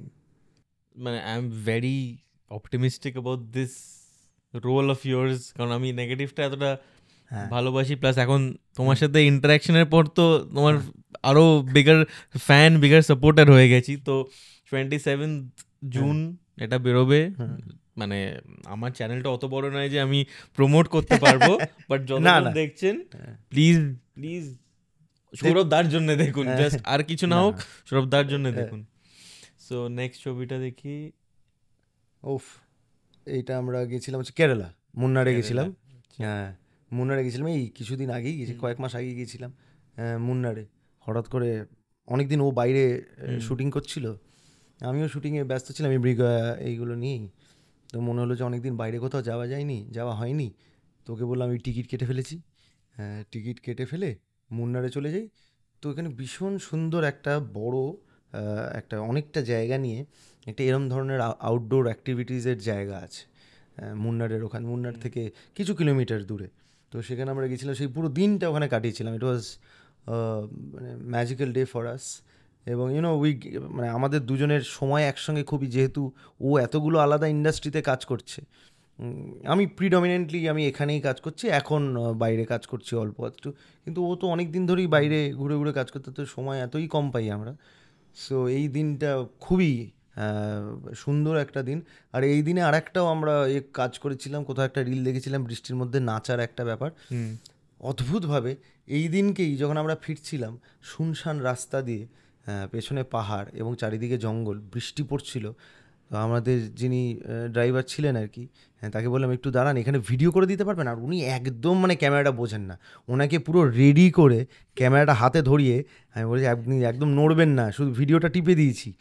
টিপে দিয়ে আর হি ওয়াজ সো সুইট, একদম নাড়ায়নি, মনে হচ্ছে ওইটাই তার জীবনের সবার থেকে কঠিনতম কাজ এবং এটা আমায় ঠিক করতে হবে। হিরম করে ধরে আছে গাড়ির ভেতর থেকে। আমরা যখন বৃষ্টির মধ্যে গিয়ে নেচেছিলাম, হ্যাঁ সেটা আবার দৌড়ে এসে ওনাকে দেখেছিলাম। খুব মানে ভালো মানুষ আর কি। তুমি সেটটা যেরকমভাবে ধরেছিলে 3 মিনিট, হ্যাঁ সেটটা যেভাবে ধরেছিলাম আমি, ওই প্রপটা উনি ওরমভাবেই ধরেছিলেন, তো সেইটা ওই দিনই হয়েছিল। তো ইট was a magical day for us. আর আমার কিন্তু ভার্টিগো আছে, তো জিপ লাইনে আমার বিশাল অসুবিধা। আমি কিন্তু 3বার তার আগে অন্যরা চলে গেছেন আর কি, 3বার অন্যরা গেছেন, আমরা দুজন দাঁড়িয়েছিলাম। হ্যাঁ, তারপরে একটা সময় জয় মা কালী বলে আমরা উঠেছিলাম এটা। হ্যাঁ, নেক্সট দেখি। বাবা, এটা অনেক আগের। এটা হ্যাঁ অনেক দিনই আগে। এটা হচ্ছে ডোডো, আমার সবার থেকে ছোট সন্তান, 3 জনের মধ্যে সবার থেকে ছোট, খুবই রাগী, রট তো, সবার সঙ্গে মেশে না। এবং এই সময় এই রবিরূপেরই একটা সিরিজ বেরিয়েছিল, রহস্য রোমাঞ্চ, আর এই চশমাটা হচ্ছে মরা, যে চশমাটা পড়েছিল আমার ক্যারেক্টারটা, সেটা ওকে পড়িয়েছিলাম এবং আমি ওকে বলেছিলাম মরার মতো অভিনয় কর, দেখো কি ভালো অভিনয় করছে, রানস ইন দ্য জিনস। মরার মতো অভিনয় করছে, আমিও পেছনে চোখ উল্টে পড়ে আছি। এটা একটা অদ্ভুত আমাদের দুজনের ছবি। তুমি পেট লাভারও, হ্যাঁ, সেটা সেটা খুব বেশি জায়গায়। সেটা আমার ক্যাফে, আমি যে ক্যাফেটা অন করি হোদল, সেখানেও সেটাও পেট ফ্রেন্ডলি ক্যাফে। তো সেখানেও অনেক মানে আমি তো বলছি পেটদের ওখানে জন্মদিনও পালন করা হয় আর কি, অনেকজন এসে। তো ওদের কাছে ফেইথফুলনেস শেখা উচিত আমার মনে হয় মানুষের। তো ও কিন্তু খুব আদুরে আর খুবই মানে ফালতু, খুব শয়তান। ও মুখ দেখে বোঝা যাবে না। অনেকজন 5খানা ইঞ্জেকশন খেয়েছে ওর জন্য, এটুকু জানিয়ে রাখি। আমি কুকুরে খুব ভয় পাই, মানে 3-4 জন খেয়েছে, আমি তোমাকে আনবো না ওর কাছে। 3-4 জন 5টা করে ইঞ্জেকশন আসতেই পারবো না, তুমি ইনভাইট করলে আমি বাইরে থাকবো। দেখে এরকম কিউট মনে হচ্ছে, একেবারেই কিউট নয়। আর প্রচন্ড ভীতু ও, কিন্তু প্রচন্ড ভীতু, সবার থেকে সাইজে বড়, সবার থেকে বেশি ভীতু বলেই তো অ্যাটাকটা করে। ও ভাবে যে ও আমায় মারতে এসছে টাইপের এরকম। নেক্সটটা দেখি, মা, বোন আর আমি। চিৎকুল বোধ হয় এটা যতদূর মনে হয় আমার চিৎকুল। ভুল বললে মা কমেন্টে লিখে দেবে কোথায় জায়গাটা, মা কমেন্টে ঠিক, মা সব জায়গায় পৌঁছে যায়, আমি যেখানে যেখানে থাকি মা সব জায়গায় পৌঁছায়। মাকে আমি বলেওছি যে যারা ভুলভাল কমেন্ট করে তাদেরকে রিপ্লাই দিতে হবে না, মা তাদেরকে বলে তুই মর, এই ওই সে মা করতেই থাকে। তো সেক্ষেত্রে মা ঠিক পৌঁছে যাবে যদি আমি ভুল বলে থাকি। ফর নাও আমি জানিয়ে রাখছি চিৎকুল, যদি ভুল বলে থাকি নিচে কমেন্টে দেখুন অজন্তা দাস, উনি রিপ্লাই করে দিয়েছেন, জায়গাটার নাম কি বলে দেবে। আমার বোন, আমি, মা, ছবিটা তুলেছে বাবা। সো হ্যাঁ, ওই গোল্ডেন ডেজ যখন আমরা 4 জন একসঙ্গে ঘুরতে যেতাম, এখন আর অতটা হয় না, অতটা কেন, এখন হয়ই না আর কি, 4 জন ঘুরতে যাওয়াটাই হয় না। তো এই সময়টা খুবই ট্রেজার করার মতো আই ফিল। হু নিউ যে এই ছেলেটি এখন সর্দার, মন্টু আর কি কি ক্যারেক্টার প্লে করবে। হ্যাঁ, তো এইটা বোন পড়াচ্ছে এখন। বোনের জন্য আমি বেঁচে গেছি, আমি পড়াশোনা খারাপ ছিলাম, আর বোন প্রচণ্ড ভালো ছিল, মানে দুজন পোলস অ্যাপার্ট। তো বোনের জন্য মা আর বাবার আয়ুটা বেড়েছে আর কি। এখন they are proud of me, but at that point of time for like 20 years of my existence, they were not, 20 years, 24 years maybe, they were not proud of me, but I'm thankful যে মা বাবা এখন they are very proud of me. তো সেইটা যে বলে না যে, মানে আই ফিল ভেরি স্যাড তাদের জন্য যাদের ভালো কাজটা হয়তো বাবা মা দেখে যেতে পারেননি। তারা সবসময় বলতে থাকে, ফর এক্সাম্পল বিরাট কোহলি, মানে তুমি বলতেই হয় যে এত ভালো করেছে লাইফে, তো বাবা দেখে যেতে পারেনি। তো এইটা যে কত বড় পাওয়া, আই এম থ্যাঙ্কফুল যে তারা দুজনের যে মানে কষ্টটা দিয়েছি বা তারা যে স্বপ্নটা দেখেছিল আমি সেটা একেবারেই ফুলফিল করতে পারিনি। তো সেখান থেকে যখন এখন একটু একটু করে করতে পারছি, তো they are very proud of me, সেটা আমার বেশ ভালো লাগছে। তোমার কথা শুনে মনে হয় যে তুমি খুব ফ্যামিলি ওরিয়েন্টেড, মানে অফকোর্স তোমার এখন but I can show that I am not expressive that way. হ্যাঁ, আমি যে মাকে ভালোবাসি, আমি বাবাকে ভালোবাসি, সেটা আমি বলতে পারি না। এবং আমি একটা জিনিস অদ্ভুতভাবে লক্ষ্য করেছি, যেটা আমি কোথাও একটা বলছিলাম যে একটা পয়েন্ট অফ টাইমের পরে, I will ask you one question, the last time when did you hug your parents? বা মাকে তো তুমি ভাগ হয়তো করতে পারো, বাবাকে কবে লাস্ট জড়িয়েছো? এটা কিন্তু মাথাতেই আসে না আমাদের। তো সেক্ষেত্রে ওইটাই আমি সব জায়গায় গিয়েই বলি যে এই জড়ানোটা is very important. Break the ice, একটা অদ্ভুতভাবে আইস হয়ে যায় কেন জানি না। তো সেই বিষয়টা তো সামটাইমস যখনই হয় আমি একটুখানি মানে ওই এক্সপ্রেস করার এখন চেষ্টা করছি। 30-এর পর থেকে মাথায় এসছে, ব্যাপারটা ম্যাচিওর্ড হয়েছে। এই জড়িয়ে ধরাটা এখন আর হয় না, মানে এরমভাবে হয় না, কিন্তু এটা কিন্তু একদমই হওয়া উচিত না। নেক্সটটা দেখি, এইটা তো এখন টক অফ দ্য টাউন এমনিতেই, আনাদার আইকনিক ক্যারেক্টার। হ্যাঁ, এটা নিয়ে তুমি বলো, আমি কিছু বলতেই চাই না, তুমি বলো। এটা দ্য বেঙ্গল ফাইলসের, হ্যাঁ, the character you are playing Gopal Patha. এইটা একটা স্টোরি আছে বিশাল বড়। এই চরিত্র এখানে পৌঁছানো, এই চিৎকার পর্যন্ত পৌঁছানোর আগে একটা স্টোরি আছে, যেটা হচ্ছে এইটা বেসিক্যালি একটা বিরাট বড় ক্রেডিট বলো বা আহ, মানে এই চরিত্রটা যে আমি পেয়েছি তার অনেক বড় কারণ হচ্ছে আমার বউ। কারণ হচ্ছে বিবেক রঞ্জন অগ্নিহোত্রী, যিনি ডিরেক্টর এই ফিল্মের। তো তিনি দর্শনার সঙ্গে কোনো কাজ করার কথা বা এরম একটা জায়গায় ছিলেন। তো তখন actually he was searching for a Bengali actor who will portray Gopal পাঠা। তো তখন সেখানেও ও কিন্তু শুধু আমার নাম না, আরও 4-5 জনের নাম নিয়েছিল যারা অভিনয় ভালো করে এবং উনি দেখতে পারেন আর কি, কাস্ট করতে পারেন টাইপের। তার মধ্যে আমার ছবিও দেখিয়েছিল। তো তারপরে তখনও বলেনি যে আমি ওর বর হ্যান ত্যান, যাতে ওইটা বায়াসড না হয়ে যায় বা হ্যাঁ মানে কোনো রকমভাবে খারাপ না দেখায় আর কি। তো আমার কাছে অডিশন স্ক্রিপ্ট আসে এইটার, এবং আমার মনে আছে যে অডিশন স্ক্রিপ্টটা আমি ভাবছিলাম দেবো কি দেবো না টাইপের আর কি। মানে হয় না ওই আমার একটা তোমার রিজেকশনের একটা লোচা আছে আর কি, মানে এত জায়গায় রিজেক্টেড হয়েছি লাইফে, তো সেই জন্য একটুখানি I have my reservations about rejection. তো আমি ভাবছিলাম আবার রিজেক্টেড হয়ে যাবো, এই হয়ে যাবো। তারপরে একদিন মনে হলো সারাদিন বাড়িতে কিছু করার নেই, একাই ছিলাম। ঠিক আছে, যেটা পাঠিয়েছে সেটা অনেকবার পড়া হয়ে গেছে, পড়া হয়নি এমন না, আর আমার পড়ে ভালো লেগেছে। তো আমি বললাম যে ঠিক আছে একবার, আমি গোপাল পাঠাকে সত্যি জানতাম না, আমি একদম চিনতাম না ওনাকে। তো আমি কোনো একজন ক্যারেক্টার হবে এরকম।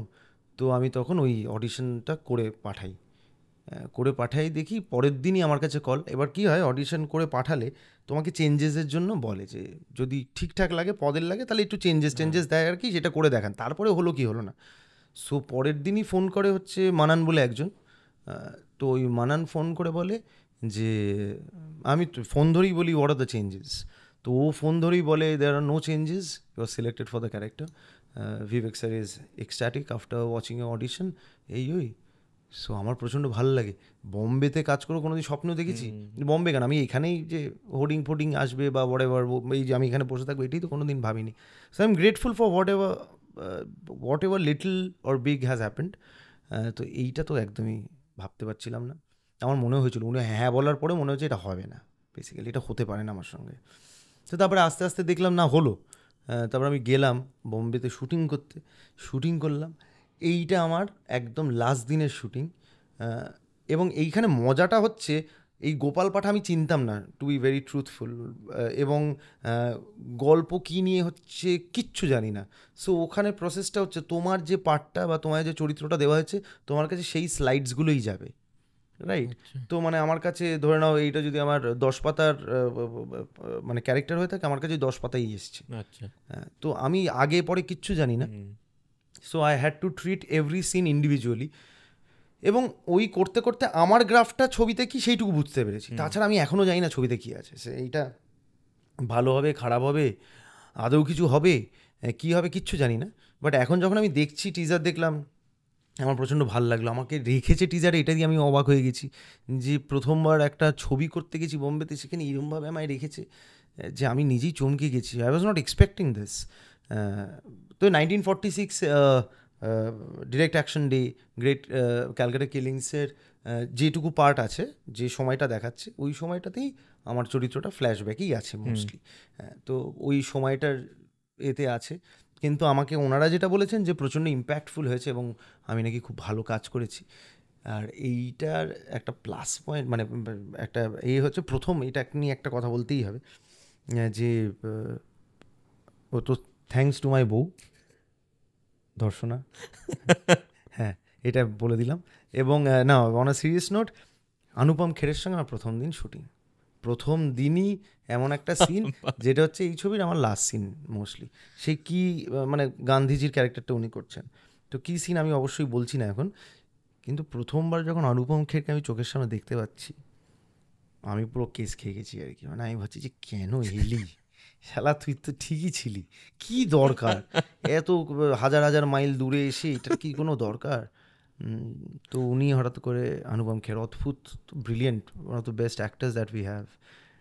উনি গান্ধীর গলায় কথা বলছিলেন, তো আমি বলে চলো কর লেতে একবার, পুরো গান্ধীর মতো লাগলো শুনতে, ও পুরো ওই চরিত্রের মধ্যে আছে। ওই সব দেখে আমি আরও ঘেটে গেছি। তাহলে হ্যাঁ চলুন, আমি নমস্কার করলাম, আমি বললাম যে আমি সৌরভ। তারপরে যে পার্টটা যে সিনটা, তো ওনার সঙ্গে রিহার্স করছি, এবার উনিও আস্তে কথা বলছেন, আমি আরও আস্তে কথা বলছি, যাতে আমার সংলাপটা ওই অবধি নাই পৌঁছায় আর কি। হ্যাঁ, তুতলে তাতলে তারপরে একটা সময় অনুপম খের বললো গান্ধী তো মেয়ে প্লে কর রা হুঁ। হ্যাঁ, তখন তারপরে আমি বললাম হ্যাঁ স্যার সরি বলে আবার আমি একটুখানি জোরে বললাম তুতলে তাতলে একাকার করলাম। 2 নম্বর বলবে আরেকবার কাটতে, উনি অনুপম খের বুঝেছেন যে এর আরেকবার দরকার আছে, আবার তুতলে তাতলে এক করলাম। আমি বলছি স্যার হো গিয়া। অনুপম খের ভাবলে কি হলো, তুই তো কিছুই পারলি না।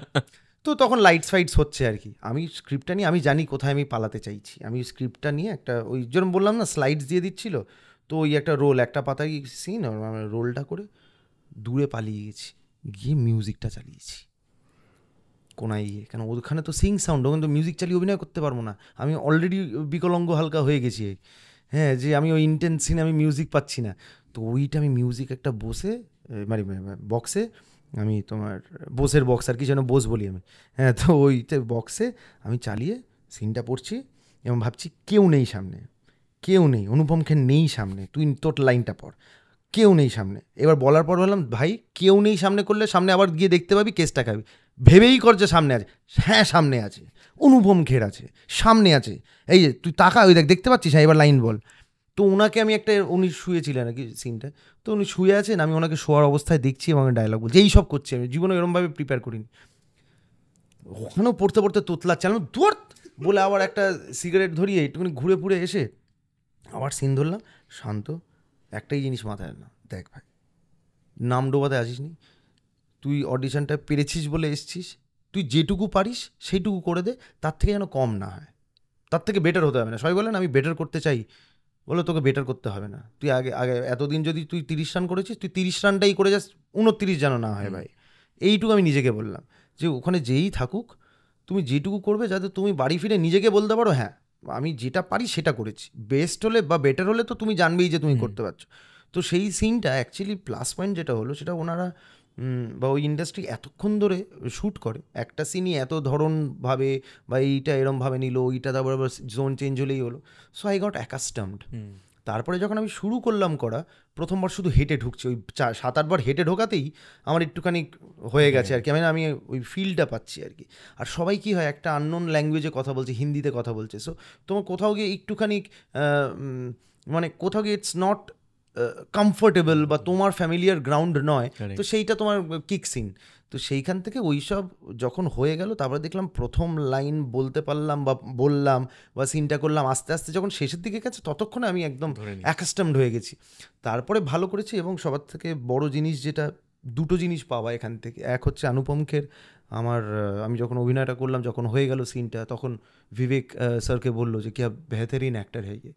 এবার এইটা coming from a person like Anupam Kher is a huge compliment. এটা আমার নাতি হলেও তাকেও বলবো যে অনুপম খের একদিন আমায় বলেছিলেন এইগুলো নিয়ে তুমি বাঁচো, এই ছোটো ছোটো ট্রফিসগুলো নিয়ে।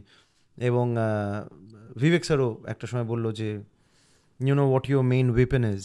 আমি বলছি ক্যা স্যার? তখন বলছি your eyes, do not let go of that.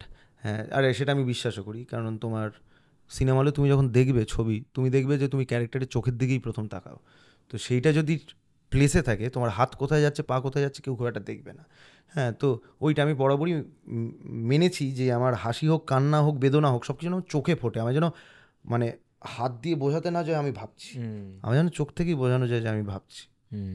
So এইটাই হচ্ছে বিষয়। তো এই দুটো জিনিস আমার প্রচণ্ড ভালো লাগলো। তারপরে তো যে শ্যুটগুলো হয়েছে, মানে আমি যদি তোমায় বলি, দেখো আমার কিছু লুকানোর নেই, খারাপ হলে মানুষ বলবে, কিন্তু আমার খুব ভালো লেগেছে করে, অ্যান্ড আই ফিল যে I have done justice to the selection, ওদের সিলেকশন বলো বা জাস্টিস টু দ্য ক্যারেক্টার বলো, এটা তো মানুষজন বলবেন। গোপাল পাঠা, তারপরে আমি জানলাম ওখানে কাজ করতে করতে আমি জানলাম গোপাল পাঠা কী করেছেন উনি, সেটা আমি তখন জানলাম। And but I loved playing the character, যেটুকুই আছে, এবং সেটা টিজারেও আছে, একটা বম্বে ছবি, বলিউড ছবি, টিজারে তোমার মুখ দেখা গেছে, যে আমি জানি যে এখন হয়তো রাজকুমার রাও টিজারটা দেখেছে, বা হয়তো আমি জানি, এইগুলোই আমি ভাবতে থাকি, এইগুলো আমার মজা। হ্যাঁ, যে হয়তো ভিকি কৌশলও দেখেছে টিজার, বহুত আচ্ছা বা খারাপ বা দেখেছে, এইটা ম্যাটার করে। সো এইটাই আমার কাছে একটা বিশাল বড় জিত আর কি। রিলিজটা হোক, এরা রিলিজটা হোক, আসবে ভাই বলেই তোমার ওটা তুমি ধরে নাও, হবে তাহলে ঠিক আছে, একটা অন্য ডিমেনশন খুলে গেছে। হ্যাঁ, হয়ে গেছে, অ্যালাইন্ড ইন দ্য স্টার্স। হ্যাঁ তাহলে ঠিক আছে, তাই যেন হয় ভাই। ওইখানে তোমার আমি শুরুতেই বলেছিলাম না একটা হিউমিলিটি, এই যে তুমি প্রথমেই বললে যে আমি জানতাম না সে কে, আমিও জানতাম না সে কে। আমি তোমার এটা করার আগে আমি যখন স্টাডিটা করলাম যে আচ্ছা এরকম একজন আমি সত্যি জানতাম। এখানে অনেক বোদ্ধারা আসবে অভিনেতারা, এরকম করে ঘাড় ফাড় চলতে তো গোপাল পাঠা ইজ আইকনিক। মানে মানুষ যারা জানে না তাদের অ্যাকচুয়ালি জানা উচিত, এগুলো পড়া উচিত, মানে এই সব আমি সত্যি জানতাম না। হ্যাঁ তো সেক্ষেত্রে হ্যাঁ মানে এটা আমি I have lived this character অনেক দিন, এবার আমি চাই যে মানুষের মনে এটা অনেক দিন বাঁচুক আর কি। একদম। এটা বোধহয় লাস্ট পিকচারটা ছিল। হ্যাঁ তো ব্রিলিয়েন্ট। তো আশা করছি তোমার সবকটা স্ফিয়ার ট্যাপ করতে পেরেছি। অফকোর্স কিছু কিছু থাকবে যেগুলো ট্যাপ করা যায়নি, পরের পডকাস্টের জন্য কয়েকটা তো বাকি রাখতেই হবে। আমি এখানে আই ফিল এখানেই এন্ড করাটা ভালো হবে, কারণ খুবই 1 ঘন্টা হয়েছে, আমি মানে মনে হয় 1 ঘন্টা হয়েছে, বাট আমি রিয়েলাইজ করছি না সেটা। এই জাস্ট কথা বলা শুরু করলাম মনে হলো। আমি যে কি টেনশন ছিলাম আমি তোমায় বলে বোঝাতে পারবো না। মানে কিসের টেনশন? মানে এই যে তোমার হোস্ট করবো আমি, মানে আস্ক হার, মানে আমি কালকে না আমি ওকে বললাম যে কেন করলাম এটা। এই আমার যখন ওই গোপাল পাটা করতে গেছিলাম আমরা একই জিনিস বলেছি, কেন করলাম অডিশনটা, কি দরকার ছিল, এটা আমার দরকার ছিল এই চাপটা নেওয়ার, যে না ভালো হবে ভালো হবে। আমি তো পরে আমি কি করবো আমি পাচ্ছি না। যে তারপর ক্রেডিট টু ইউ, তোমার সাথে প্রথম ইন্টারাকশনের পর থেকেই আইসটা তুমি ব্রেক করে দিয়েছিলে। তোমার অন স্ক্রিন ফ্যান ছিলাম, অফ স্ক্রিন আরো বড় একটা ফ্যান হলাম। Thank you. তো আই রিয়েলি হোপ যে তোমার এই এপিসোডটা ভালো লাগে, কারণ তোমাদের এত ইন্টারভিউজ দিতে হয়, এত পডকাস্টে তো অপশনাল, বাট যেতে হয় যেখানে কোথাও ওই একই প্রশ্ন, একই হয়তো কন্ট্রোভার্সি করার চেষ্টা বা একটা কিছু থাকে, তো সেখানে তোমাদেরও একটা কোথাও আটকে নিতে হয় নিজেদের, যে তুমি you can't go everywhere and you can't speak your heart out. হ্যাঁ ওটা করা যায় না একদম। উইচ ইজ ওয়াই এটা আমি করেছি যে you can speak your heart out, এখানে কোনো টাইম লিমিট নেই যে হচ্ছে উত্তর দাও ওরকম কিচ্ছু না। যতক্ষণ গেস্টরা বলতে চায় ততক্ষণই হয়, ততক্ষণই থাকে, কোনো কাট ছাট কিচ্ছু করি না। মানে really hope you enjoyed the episode. তুমি এসছো, it means a lot to me. আমি তোমায় বলে বোঝাতে পারবো না। আমাকে ভাবার জন্য আমি বড় দিয়ে না সিটে বসেছি, আমার খুব ভালো লেগেছে। এসব বলো না তুমি। আমি খুবই relieved, I love the episode, কারণ আমি তোমার এত কিছু দেখছিলাম, তোমার কয়েকটা জিনিস আশা করছি বার করতে পেরেছি, যেটা একদমই এটাও আমার ছোট ছোট ভিক্টরির মধ্যে একটা, যে এটা তো Sourav da thank you so much for coming. আশা করছি আবার কিছু মাস পর উই ক্যান কানেক্ট অ্যাগেন, কারণ তুমি যে আইকনিক ক্যারেক্টার্স আনতে চলেছো তখন পাওয়াটা একটু মুশকিল হবে। কি করে ব্যালেন্স আউট করবে আমি জানি না, but thank you so much, you mean a lot to me, a lot to this channel. Best wishes. Thank you to you brother, খুব ভালো হোক, খুব বড় হোক একদম। Thank you so much, thank you so much পুরো এপিসোডটা দেখার জন্য। ইট মিনস আ লট যদি আপনারা পুরোটা দেখেন, ইট হেল্পস আস গ্রো। তো এরকম করে প্লিজ পুরো এপিসোডগুলো দেখতে থাকুন। যদি কিছু মিস আউট হয়ে যায়, যেটার জন্য নোটিফিকেশন বেলটা যদি আপনারা অন করে রাখেন, তাহলে আমরা যখনই কিছু রিলিজ করব আপনাদের কাছে নোটিফিকেশন চলে যাবে, যাতে কোনো এপিসোড মিস আউট না হয়ে যায়। সো এরকমভাবেই পাশে থাকবেন, অ্যান্ড আমরাও চেষ্টা করবো আরও ভালো ভালো এপিসোড নিয়ে আসার। Thank you so much.